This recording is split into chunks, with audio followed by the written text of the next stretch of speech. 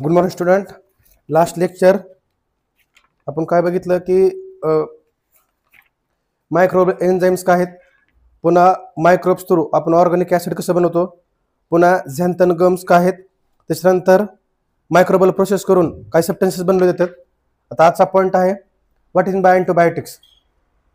आता अँटीबायोटिक्स काय आहे की म्हणजे if the bacterial infection, so this is a work for the antibiotics. म्हणजे आपल्याला जर बॅक्टेरियल इन्फेक्शन झालं असेल तरच अँटीबायोटिक्स वर्क करते, व्हायरससाठी अँटीबायोटिक्स वर्क करत नाही. समजतंय? म्हणजे जर बॅक्टेरियल इन्फेक्शन झालं असेल, there are some disease in the bacterial infection, then after use the antibiotics. आता हे अँटीबायोटिक्स ते कशापासून बनवले होते? The antibiotics obtained by the different types of bacteria and fungi. म्हणजे बॅक्टेरिया आणि फंगी पासून हे ऑप्टेंड केलं जातं. आणि many disease of human other animals have been control due to the antibiotics. म्हणजे ह्युमन डिसीज असतील किंवा अॅनिमल डिसीज असतील तर ते कंट्रोल कोण केले जातात? Antibiotics through. आणि त्यासाठी काय अँटीबायोटिक्स आहेत ज्याच्यामध्ये पेनिसिलिन आहे, पुन्हा सेफॅलोस्पोरिन, पुन्हा मोनोबॅक्टम, पुन्हा bacitracin, erythromycin, gentamicin, neomycin, streptomycin, tetracycline, vancomycin. It is used various strain of the gram positive and gram negative bacteria. म्हणजे हे जर कुठले बॅक्टेरियल इन्फेक्शन झाले असतील तर एवढ्या सगळ्या अँटीबायोटिक्स आपण काय केले जातात. मी आता जेवढे नाव सांगितलेत तर त्या अँटीबायोटिक्स पर्टिक्युलर बॅक्टेरियल इन्फेक्शन झालं असेल तर त्यासाठी त्याला यूज करत आहे. आणि रिफामायसिन एक नावाचा अँटीबायोटिक्स आहे जे ट्युबरक्युलोसिसच्या पेशंटसाठी ते यूज करत आहे. म्हणजे ज्याला ट्युबरक्युलोसिस झाला असेल तर त्यासाठी रिफामायसिन नावाची जे अँटीबायोटिक्स जे आहे ते यूज केले जाते. आता हे झालं आपलं पहिला पॉईंट अँटीबायोटिक्स. आणि ह्याच्यामध्ये जर तुम्ही 9th स्टँडर्डला बघितलं अँटीबायोटिक्सच्या दोन टाइप्स आहेत. 20th सेंचुरीमध्ये antibiotics very important revolutional field of science. म्हणजे सायन्समध्ये त्याने खूप मोठं रिव्होल्युशन केलंय अँटीबायोटिक्सनं. म्हणजे दोन टाइप्स आहेत, नॅरो स्पेक्ट्रम अँटीबायोटिक्स आणि ब्रॉड स्पेक्ट्रम अँटीबायोटिक्स. म्हणजे हे दोन हे आहेत. जर जे आपण अँटीबायोटिक्स आता जेवढे मी तुम्हाला नावं घेतलेत तर बॅक्टेरियल इन्फेक्शन झालं असेल तरच अँटीबायोटिक्स यूज करतो. आणि हे जे अँटीबायोटिक्स आहे तर ते अँटीबायोटिक्स आपल्याला व्हायरससाठी यूज होत नाही. म्हणजे they are not used for the virus infection, only they used for the bacterial infection. समजतंय? आता पुढचं आहे with the help of microbes you made the fuel. म्हणजे मायक्रोब्सच्या मदतीने आपण फ्यूल सुद्धा बनवू शकतो. आता पहिलं आहे गॅसेस फ्यूल. आता आपल्या ह्याच्यामध्ये ऍग्रिकल्चर वेस्ट आहे, अर्बन वेस्टेज आहेत, इंडस्ट्री वेस्टेज आहेत. आता हे सगळं जे आहे एका बायोगॅस प्लांट मध्ये टाकलं आहे. आता हे सपोज एक बायोगॅस प्लांट आहे आणि हे जे सगळं वेस्ट आहे तर इंडस्ट्री वेस्ट असेल, बायोगॅस प्लांट, पुन्हा अर्बन वेस्टेज, हॉस्पिटल वेस्टेज आहेत. तर हे सगळं एका आपल्या जे बायोगॅस प्लांट आहे त्याच्यामध्ये टाकायचं आहे. आपल्याला एक टँक आहे त्याच्यामध्ये हे सगळं टाकायचं आहे. आणि ह्याचं अनएरोबिक डिकम्पोजिशन. अनएरोबिक डिकम्पोजिशन म्हणजे विदाउट ऑक्सिजन ह्याला डिकम्पोज करायचंय. म्हणजे without oxygen we can decompose this types of wastage. आणि डिकम्पोजिशन म्हणजे ब्रेक डाऊन दिस सबस्टन्सेस. म्हणजे अनएरोबिक म्हणजे विदाउट ऑक्सिजन हे सगळं डिकम्पोजिशन केलं आहे.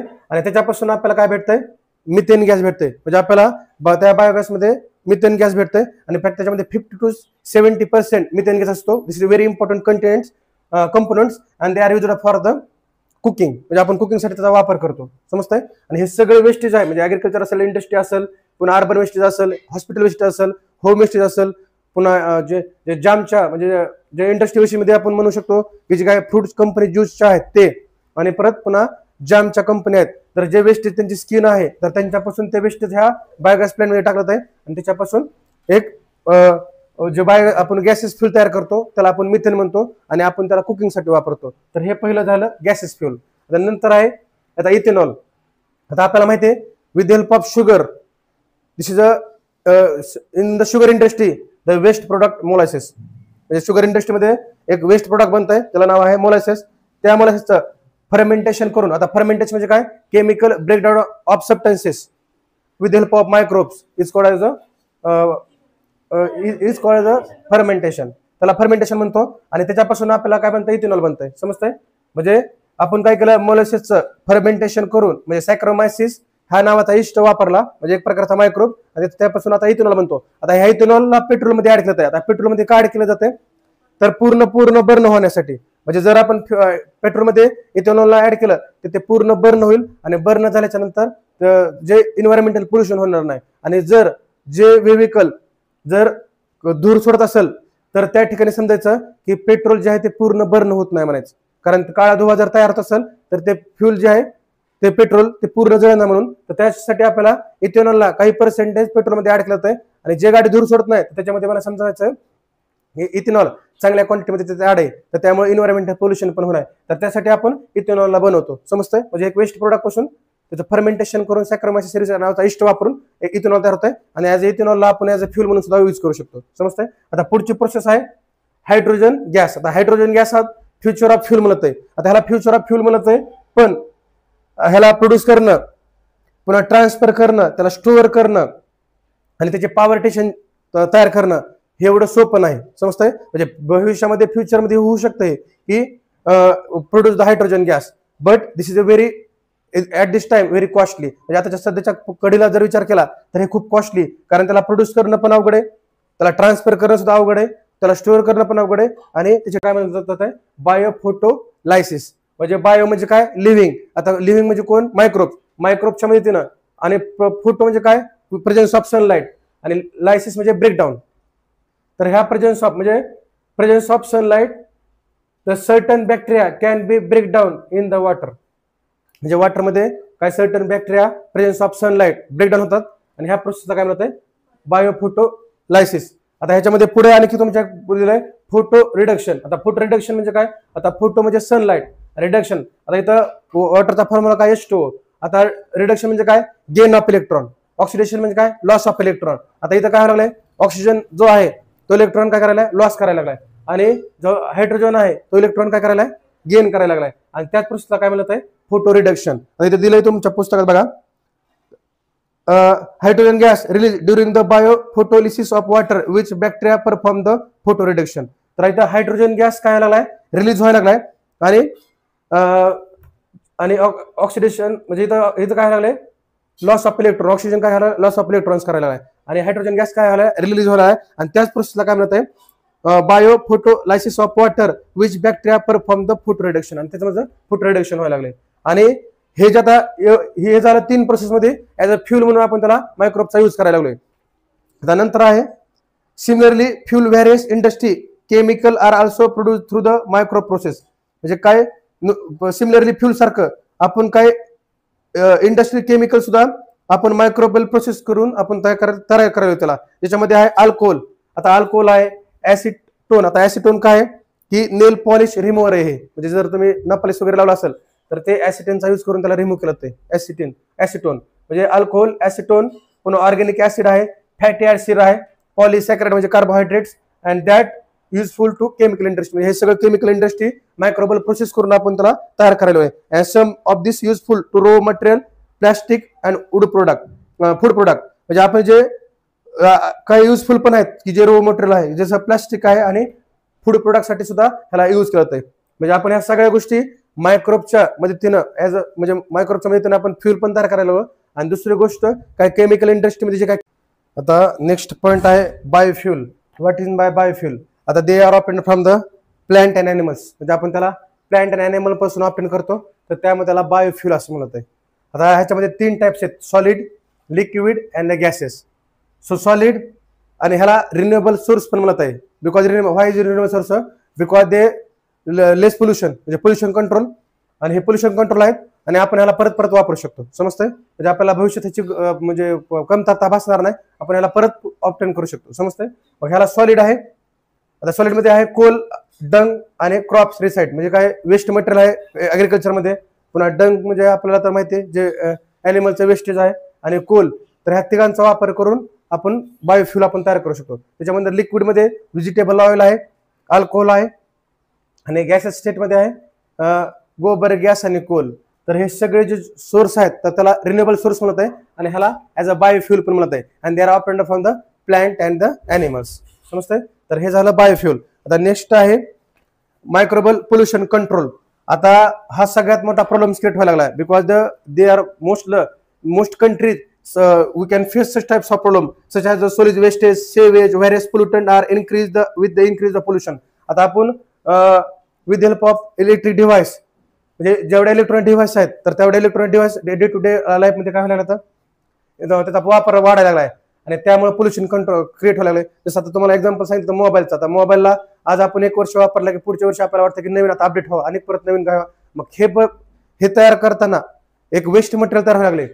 मग हे त्याच्यामध्ये सॉलिड वेस्ट असेल, पुन्हा सेवेज असेल, पुन्हा काही व्हेरियस पोल्युटंट आहे, तर ते एन्व्हायरमेंट मध्ये इन्क्रीज होत असल्यामुळे अशा प्रकारचा पोल्युशन प्रॉब्लेम्स क्रिएट व्हायला लागलाय. And they ever increase the disease and degradation of environment are the world wide problems. आता हे जे आहे, आता हे आपण जे तयार करायला मटेरियल, तर ह्याच्यामध्ये एक पहिला प्रॉब्लेम आहे की डिसीज इन्क्रीज व्हायला लागलेत आणि दुसरा प्रॉब्लेम एन्व्हायरमेंटचा डिग्रेडेशन व्हायला म्हणजे ह्रास व्हायला लागला, डिफॉरेस्टेशन करायला लागलोय आपण. समजतंय? म्हणजे ह्या ज्या वस्तू बनवण्यासाठी आपण आता ज्या गोष्टी आपण म्हणजे आपल्याला जेवढं टेक्नॉलॉजी बनवलं तेवढा इम्पॉर्टंट आहे, पण त्या टेक्नॉलॉजीमुळे काय व्हायला लागलाय, एन्व्हायरमेंटचा ह्रास पण व्हायला लागलाय. आणि we can also face the human disease, म्हणजे ॲनिमल्स आणि ह्युमन डिसीज, म्हणजे आपल्या ॲनिमल आणि ह्युमन डिसीज सुद्धा व्हायला लागलेत. तर त्यासाठी especially cities densely populated countries like India are affect with the problem. आणि त्यामुळे अशा प्रकारच्या एन्व्हायरमेंट एअर पोल्युशन असेल, साऊंड पोल्युशन असेल किंवा सॉइल पोल्युशन असेल, सॉइलची फर्टिलिटी कमी व्हायला लागली. आता सॉलिड वेस्टेज जे आहे, जर हार्मफुल केमिकल टॉक्सिक केमिकल जर सॉइलमध्ये गेले तर सॉइल पोल्युशन सुद्धा व्हायला लागले. त्याच्यानंतर एअर पोल्युशन तर व्हायला लागले, कारण ज्यावेळेस आपण ह्या सगळ्या गोष्टी करतो त्यावेळेस एअर पोल्युशन व्हायला लागले. तर अशा जे मेट्रोपॉलिटन सिटीज आहेत तर त्या ठिकाणी अशा प्रकारचे प्रॉब्लेम्स क्रिएट व्हायला लागले. Life of future generation will be difficult if the problem are not solve right time and right extent. आता जर हे प्रॉब्लेम आपण आता जर नाही सॉल्व्ह केले तर भविष्यात आपल्या पुढच्या जनरेशनला सुद्धा ह्याचा प्रॉब्लेम क्रिएट होऊ शकतोय. तर त्यासाठी आपली responsibility to solve this problem at immediately, म्हणजे आपल्याला आताच्या आता हा प्रॉब्लेम काय करावा लागेल, सॉल्व्ह करावा लागेल. Let see the role of micros environment. तर त्यासाठी मायक्रोबचा रोल इन्व्हायरमेंट मध्ये काय, तर तेच आपल्याला बघायचंय. Already now the microbe use to disposal of solid wastage through the biogas plant. आता ऑलरेडी आपण बघितलं की बायोगॅस प्लांट मध्ये आपण त्याला मायक्रोबचा यूज करून आपण एक मिथेन गॅस तयार केला. तर हे ऑलरेडी आपण बघितलंय की सॉलिड वेस्टेज मध्ये बायोगॅस प्लांट मध्ये मायक्रोबचा इम्पॉर्टंट रोल आहे आणि त्याच्यापासून आपण कंपोस्ट प्रोडक्शन केलं, म्हणजे त्याचा वापर जो आहे आता आपण कंपोस्ट प्रोडक्शन सुद्धा करू शकतो. However urban wastage that accumulate term of the tons may be disposal of. म्हणजे आता बघा एवढं प्लास्टिक टन मध्ये तयार व्हायला लागले, तर आपण त्याला डिस्पोजल करू शकतो का, तर एक मेथड आहे ज्याला म्हणत आहे मॉडर्न फिल साइट. तर ह्या मेथडनं आपण त्याला काय करू शकतो, डिकम्पोज करू शकतो आणि हा प्रॉब्लेम आपण सॉल्व्ह करू शकतो की जे फ्युचर जनरेशनला होणार आहे त्याच्यापासून आपण रोखू शकतो. आता पहिल्यांदा काय करायचंय की जे तुमचे काय, आधी पहिल्यांदा to check the monitoring ground water level, म्हणजे आपल्याला एकतर ज्या ठिकाणी अनप्रोटेक्टेड एरिया आहे तर त्या ठिकाणी आपल्याला जावं लागेल पहिला. पुन्हा जे सॉइलची म्हणजे ग्राउंड वॉटर लेवल आहे का ते आपल्याला चेक करावं लागेल आपल्याला. समजतंय? आणि परत पुन्हा आपल्याला डगिंग करायची. डगिंग म्हणजे खड्डा खंदायचा येतो तुम्हाला. आता बघा, landfill site degradable waste being accumulate in the urban area used purpose largest pit dug open place for away from the residential area and this pit lined with plastic sheet as a precaution against the pollution of soil due to the leaching toxic and harmful material. आता urban area म्हणजे एकतर इथं काय दिलंय की आपण जे residence area पासून हे जे लांब असायला पाहिजे आणि ओपन प्लेस असायला पाहिजे ज्या ठिकाणी आपल्याला खड्डा करायचा आहे. त्याच्यानंतर आता ह्या ज्या आहेत तर ह्या ठिकाणी मी जर डायरेक्ट जर मटेरियल टाकले, आता खड्डा केला डायरेक्ट जर मटेरियल टाकले तर काय होऊ शकतं की जे हार्मफुल टॉक्सिक केमिकल जे आहेत ते सॉइल मध्ये जाऊ शकतात आणि सॉइलची फर्टिलिटी कमी होऊ शकते, कारण आपण डायरेक्टली आपण त्याला जे टॉक्सिक केमिकल आहेत ते रिलीज करायला लागलो सॉइल मध्ये. तर त्यामुळे काय व्हायला लागले की जे सॉइलची फर्टिलिटी कमी होऊ शकते आणि सॉइलला त्याचा इफेक्ट होऊ शकते. तर त्यासाठी आपल्याला याच्यावर शीट टाकायची, म्हणजे खड्डा करायचा आहे आणि एक प्लास्टिकची शीट टाकायची जेणेकरून जे हार्मफुल केमिकल्स आहेत किंवा टॉक्सिक सबस्टन्सेस आहेत ते सॉइल मध्ये जाऊ नये म्हणून. तर त्यासाठी आपल्याला आणि ह्या प्रोसेसला लिचिंग म्हणत आहे. लिचिंग म्हणजे लिचिंग कशाला म्हणत आहे की जे harmful toxic material they do not enter in the soil, this process called leaching. म्हणजे जे हार्मफुल टॉक्सिक मटेरियल जर सॉइल मध्ये गेले तर सॉइलची फर्टिलिटी कमी होऊ शकते. तर त्यामुळे आपल्याला काय करायचं आहे, अगोदर प्लास्टिकची शीट टाकायची जेणेकरून ते टॉक्सिक मटेरियल जे आहेत ते सॉइल मध्ये जाऊ नये म्हणून खाली. पुन्हा काय करायचंय, leaching of toxic harmful material आणि त्यात प्रोसेसला लिचिंग म्हणलंय. म्हणजे ज्याच्यामध्ये टॉक्सिक मटेरियल खाली जाते सॉइल मध्ये तर त्यात प्रोसेसला लिचिंग म्हणतंय. तर त्या लिचिंगला प्रिव्हेंशन करण्यासाठी आपल्याला काय करावं लागेल की प्लास्टिकची शीट टाकावं लागेल आणि परत पुन्हा आता इथं दिलंय, आता परत पुन्हा काय compressive waste dumping in the pit it cover the layer of soil saw dust leap waste specific biochemicals. आता बघा आता कॉम्प्रेस वेस्ट मध्ये आपल्याला ह्याच्यामध्ये काय असणार आहे, हॉस्पिटल वेस्ट असणार आहे, इंडस्ट्री वेस्ट असणार आहे, अर्बन वेस्ट असणार आहे, समजतंय, हॉस्पिटल वेस्टेज असेल, इंडस्ट्री वेस्ट, म्हणजे सगळे वेस्ट जे आहे हे पहिल्यांदा ह्याच्यावर टाकायचं. पहिल्यांदा आपण प्लास्टिकची शीट टाकली, त्याच्यानंतर पहिल्या दिवसाचा कचरा आपण ह्याच्यावर टाकला.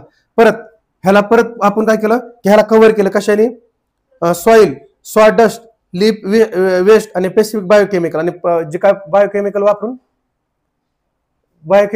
त्याचा काय केलं आहे, ह्याचा वापर केला आहे. म्हणजे ह्या बायोकेमिकल मध्ये काय केलं आहे, ह्याचा बेनिफिट्स काय तुम्हाला बायोकेमिकलचा, की आपण त्या प्रोसेसला फास्ट करू शकतो. समजतंय, म्हणजे जे काय मी आता वेस्ट मटेरियल टाकलंय तर त्या वेस्ट मटेरियलला मी फास्ट करू शकतो. तर त्यासाठी मला काय करायचंय, बायोकेमिकल वापरायचं त्याच्यामध्ये. म्हणजे ह्या सगळं वापरायचंय. म्हणजे पहिल्यांदा आपल्याला सॉइल घ्यायचंय, सॉडस्ट घ्यायचंय, लिप वेस्ट घ्यायचंय आणि स्पेसिफिक बायोकेमिकल घ्यायचं. आणि सगळं मिक्सचर आणि बायोकेमिकल कशासाठी घ्यायचं, तर त्याला स्पीड अप रिएक्शनला, म्हणजे त्यामध्ये फास्ट होऊ शकते, त्यासाठी आपल्याला ते वापरायचंय. And bioreactor are mixed in the some place, मायक्रोप्रेड in the soil or the top layer decompose the waste.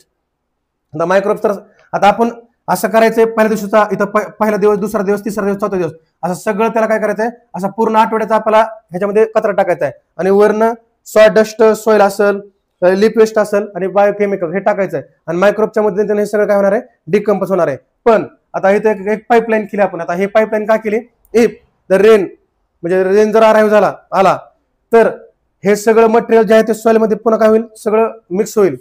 आणि मिक्स झालं तर प्रॉपर डिकम्पोजिशन होणार नाही आणि ते आपल्यासाठी हार्मफुल आहे. त्यासाठी हे पाणी बाहेर निघून जाण्यासाठी पाईपलाईन केली, त्याला प्रोसेसिंग ऑन द सेवेज असं म्हणत आहे. म्हणजे जे काय पाणी रेन वॉटर जे आहे तर हे इकडून बाहेर निघावं त्यासाठी हे प्रोसेस केलेली आहे. आणि परत पुन्हा काय केलं, the layer of decomposition of waste complete the field with soil slurry. आता बघा, स्लरी म्हणजे काय, पूर्ण. आता आपण 1, 2, 3, 4 साडा कचरा टाकला आणि वरनं पुन्हा एक मातीची थर टाकली, म्हणजे चिखलाची थर टाकायची आपल्याला. आणि हे पूर्ण काय होईल, डिकम्पोजिशन होईल. And best quality compost found after a few days, such a landfill site reuse after remove the compost. आता बघा, आता ज्यावेळेस आपण त्याला रिमूव्ह करेल तर बेस्ट क्वालिटी कंपोस्ट काय झालेलं असतं, हे तयार झालेलं असतं. आणि this type of matter only used in the foreign country. म्हणजे फॉरेन कंट्रीमध्ये आपण लँडफिल साईडला, मॉडर्न फिल साईड हे जे आहे ते फॉरेन कंट्रीमध्ये आपण यूज करू शकतो. आपल्या आता इंडियन कंट्रीमध्ये ह्याला आणि हे जे टेक्निक्स आहे तर ते यूज केली नाही. ज्या ठिकाणी इंडस्ट्री एरिया आहे, जे फॉरेन कंट्रीमध्ये अशा प्रकारचे हे टेक्निक्स यूज केले आणि ह्याला डिकम्पोज करून एक बेस्ट क्वालिटी आपण काय करू शकतो, कंपोस्ट तयार करू शकतो आणि जे त्याला यूज करू शकतो. Such a landfill site can be reused remove compost. आणि परत आपण कंपोस्ट रिमूव्ह केलं, परत हे खड्डे एम्प्टी झाले आणि परत आपण ह्या खड्ड्यामध्ये अनेक परत पुन्हा आपण कचरा टाकून त्याला आपण अनेक डिकम्पोज करून आणि परत अनेक कंपोस्ट बनवू शकतो. तर हे त्याचा बेनिफिट्स आहे आपल्याला, समजतंय. आणि हे झालं आपलं मायक्रोबियल पोल्युशन कंट्रोल आणि मॉडर्न लँडफिल साइट. तर व्हेरी इम्पॉर्टंट हे क्वेश्चन तुम्हाला एकदा मागच्या वेळेस शॉर्ट नोटला विचारतो, मॉडर्न लँडफिल साइट. आणि आपल्याला का मायक्रोबियल पोल्युशन कंट्रोल करायचंय हे पण आपण बघितलं की because spread the various of disease the solid waste management. म्हणजे आपण ह्याच्यामध्ये जर ह्याचं मॅनेजमेंट नाही केलं तर आपल्याला भरपूर प्रकारचे इन्फेक्शन होऊ शकतात आणि एन्व्हायरमेंट सुद्धा डिग्रेडेशन होऊ शकते. तर त्यासाठी आपल्याला मॉडर्न लँडफिल साइटचा यूज करून आपण त्याला डिकम्पोज करून एक कंपोस्ट तयार करू शकतो. तर हे झालं